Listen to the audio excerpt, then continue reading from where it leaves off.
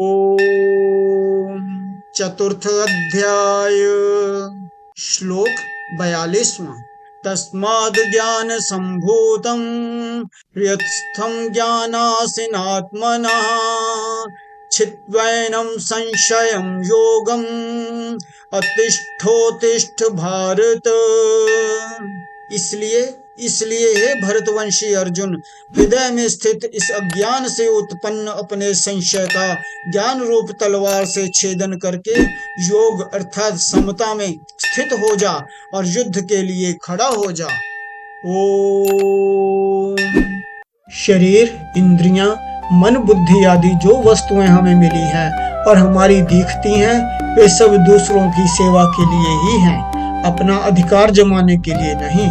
इस दृष्टि से जब उन वस्तुओं को दूसरों की सेवा में उनका ही मानकर लगा दिया जाता है, तब कर्मों और वस्तुओं का प्रवाह संसार की ओर ही हो जाता है और अपने में स्वतः सिद्ध समता का अनुभव हो जाता है। इस प्रकार योग समता के द्वारा जिसने कर्मों से संबंध विच्छेद कर दिया है, वह पुरुष योग संन्यस्त कर्मा है।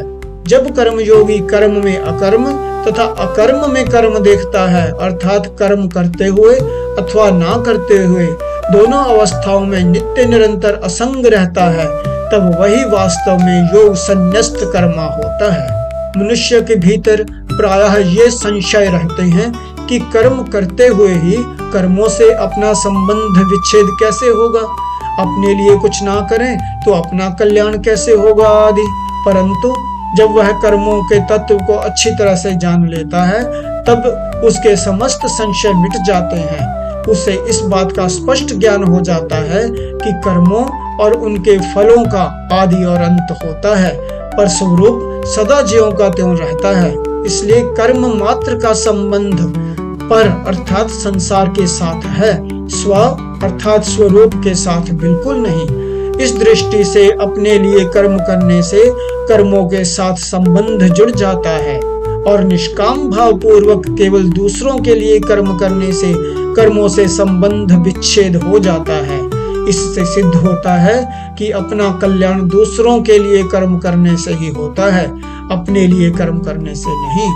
अपने लिए कोई भी कर्म ना करने से कर्मयोगी का संपूर्ण कर्मों से संबंध विच्छेद हो जाता है, अर्थात वह सदा के लिए संसार बंधन से सर्वथा मुक्त हो जाता है। कर्मों में फलेच्छा, ममता, आसक्ति और कार्य करने का अभिमान ही बांधने वाला है। ओम।